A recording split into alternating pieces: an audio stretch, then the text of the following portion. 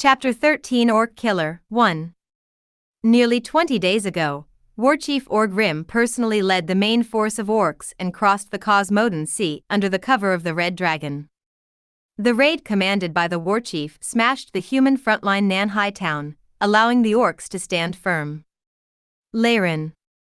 These three important military locations are like a line, blocking the advance of the tribe, and even if the orcs capture these tough bones, there is still an arc-shaped Alterac Mountains natural danger ahead, right in the way of their entry into the hinterland of Lordaeron.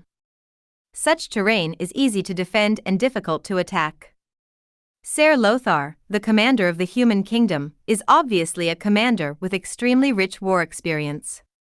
Before the arrival of the orcs, he set up a welcome scene for the greenskins.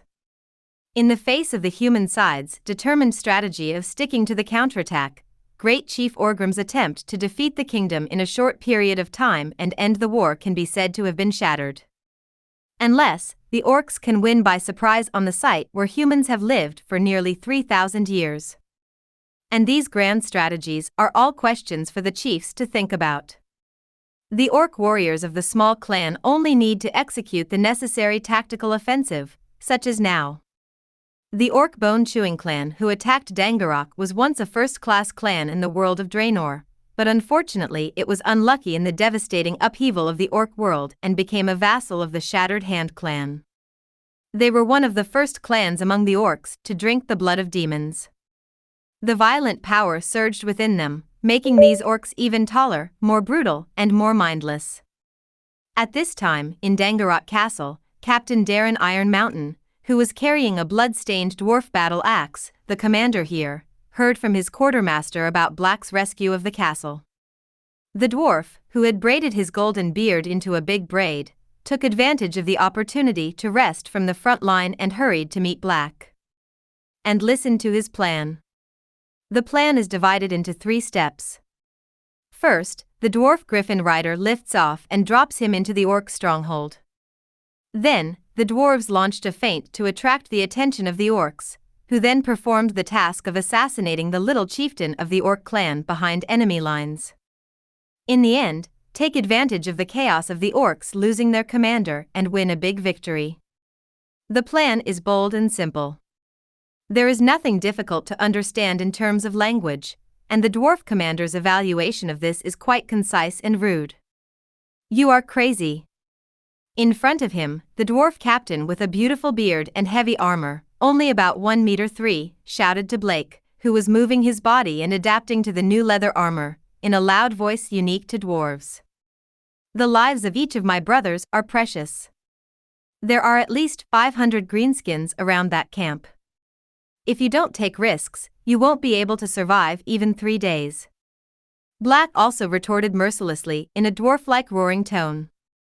He pointed to the short captain in front of him and shouted, "Don't brag that you dwarves are fearless, and your courage cannot be eaten as food, let alone shot out as bullets. Your ammunition is enough to suppress your firepower for a few days? The orcs have sent assassins. I can help you once, but not a second time." He looked at the stubborn dwarf captain in front of him and kept shaking his head. To deal with these stone heads, he should be simple and direct, and he should not be obsessed. The dwarf captain leaned on his blood-stained battle axe with a blowing beard. "Speak loudly. I thank you for saving my quartermaster and my castle, but I am the commander here and I am responsible for my soldiers. I am not questioning your courage, human assassin. I just simply question your strength, whether you can complete the important task of assassinating the chief." Swish. Some things were thrown in front of the dwarf's eyes. It was a pile of 20 orc heads. The heads the size of a ball were thrown out of the magic rucksack. It's quite shocking to put them together. "These are the trophies I harvested along the way from the wetlands," Blake said in a low voice. "I am a Kultiran, I survived the naval battle of Cosmodan, but my brothers who died watching me from the sky. All I need is that you launch a feint and create an opportunity for me to assassinate. I am the only one who really works hard. If I fail, then I'm dead, and you can step back and continue to defend." But if I succeed, you will share the glory of victory, and more importantly, your tired brothers and sisters will survive. And all you need to pay is a griffin and a feint. After being pressed and beaten by the orcs for 5 days, don't you have a fire in your heart? Boom! Captain Darren Iron Mountain just chopped off the battle axes of 3 orcs and slammed them to the ground. He glared at Black angrily and shouted, "You are not allowed to question the courage of the bronze-bearded dwarves. Since you, a thin human like a stalk, dare to die, what should we dwarves be afraid of? Anyway, here in the hills, there are no reinforcements for us. Pack up, 10 minutes later, the griffin will lift you up into the sky." The dwarf captain shouted, grabbed the battle axe and walked out. The quartermaster Talma, who was simply bandaged, also stepped forward with respect and handed a few things to Black. A newly found hook lock. Dwarven craft, strong and light. That dwarf double-barreled musket with a sawn-off barrel, the length is very suitable to carry in the arms, suddenly pull the gun to attack, the caliber is also large enough, 2 projectiles are shot at close range, and the big faceplate of the orc can't stand it. A couple of gnome bombs at the end. It was made of a strange shape, with small spikes on the surface, which could barely be picked up with one hand, without the need for a lead wire. Those smart little engineers had installed a flint ignition device on it. Just buckle it, throw it out, and it will explode in 2 seconds. Salute to you, warrior. The dwarf gave Black a stormpike salute and shouted, "Please tell me your name. If you can't come back, the Thunderspear clan will spread your heroic deeds to the 7 nations of humanity." "My name is Blake Shaw." Blake glanced at the female dwarf and said in a strange tone, "You say that like I really can't come back. But I'm actually a little sure, and also, tell Captain Darren for me, if I come back alive, can you give me the job of executing the orc captives? All my comrades died at their hands. I hate them." 15 minutes later, a huge griffin flapped its wings from the cloud and fell slowly. This fantastical creature with an eagle in the front and a lion in the back is very powerful. It is a war beast of the wild hammer dwarves. It is naturally loyal, brave and well-trained. It can carry 3 dwarven warriors at a time, or 2 human riders. "Hey, human warrior, the orcs' camp is below, how do you get down?" The wild hammer dwarf rider, riding a griffin with a flying hammer at his waist and wearing green goggles, shouted in the wind. "I can't put you too low, there are ring hunters in the camp and those bastards will find my griffin, but too high and you'll fall and die. I am an assassin, how could I fall to my death?" Black put the hook in his hand on his arm, took a deep breath, and said to the dwarf rider who was carrying him, "The bigger the noise in front of you, the better. The more orcs you attract from the camp, the higher the probability that I will succeed in assassinating the chief. Just come here, don't send it."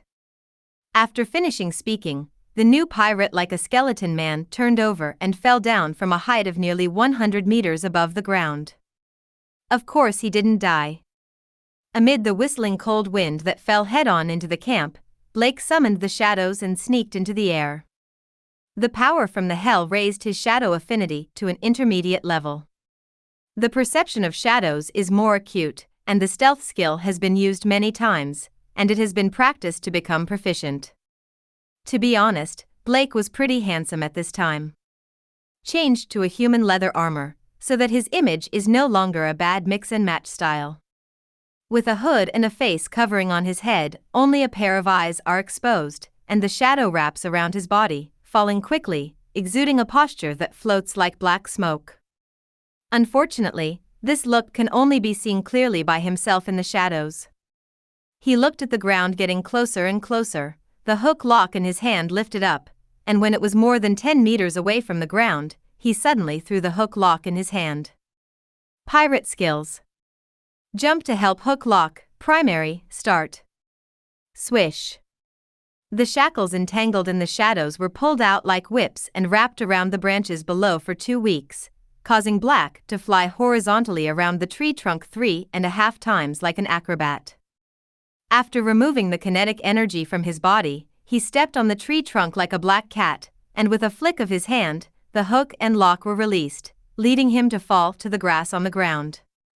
Stealth was broken when landing, but after a few seconds, it entered stealth again. He was lying in the grass on the edge of the orc camp, stuck his head out, and looked left and right. This camp was built in the style of old tribal orcs. In layman's terms, it was messy. But the place where the leader lives is easy to recognize. The only two-story wooden building in the camp was a tall, armored orc standing there, hunched over, looking towards Dangarok's castle. It carried a white spine battle axe in its right hand, and behind it was a war flag with a strange symbol. That's the hallmark of the Bonechewer clan. The most conspicuous sign of this little orc chief is its left hand, which was cut off from the wrist and replaced with a black, hideous, machete-like fist. It means he also follows the violent force of the shattered hand. Blake licked his lips, thinking it would be a lot more comfortable if he had some gum to chew on. He did not draw his weapon in the shadows. On the contrary, he took out the 6 dwarf bombs given to him by the female dwarf from the magic weave bag, put them in front of him, and estimated the throwing distance. He tiptoed with the bomb and moved 10 yards to the wooden building where the orc chief was located. He is waiting. A few minutes later, the loud sound of war drums sounded from the direction of Dangarok Castle, and a group of griffin knights broke through the sky, roaring and flying above the orc camp, constantly dropping bombs, making the camp a mess. The earth rats are counterattacking. Haha, they are fighting to the death. When the orc chief on the wooden floor saw this scene, he laughed instead of anger. He shouted to the guards beside him. They rushed out of their rat's nest, they have no hope, and the victory belongs to the Bone-Chewing clan. Now, send out all the wolf cavalry. All soldiers press up. That castle is ours. Hack down all the earth rats, leave their leader to me, and I will take his life myself.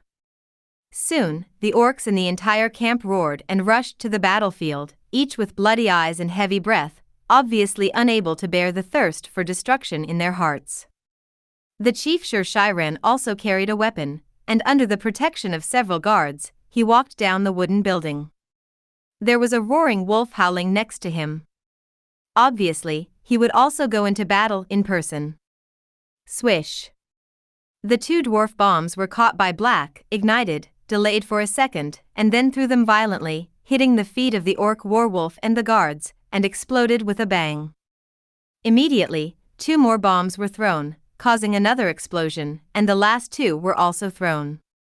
In the flames, Blake lifted Werther's legs and threw out the grappling hook. Precisely buckled on the chief, who escaped from the sea of fire, and was pulled towards the roaring chief in the process of pulling. The moment he landed, the tidal spell in his right hand suddenly activated. Boom! In the sound of the tide, the chief bone with an axe slashed at the attacker, and the 4 guards around him who were seriously injured by the explosion were knocked to the ground by the impact of magic. And the skeleton man also appeared cold from the shattered shadow, the wooden hammer in his left hand and the dagger in his right hand, one after the other, smashing at the head of the chief. In 3 seconds? Raised you.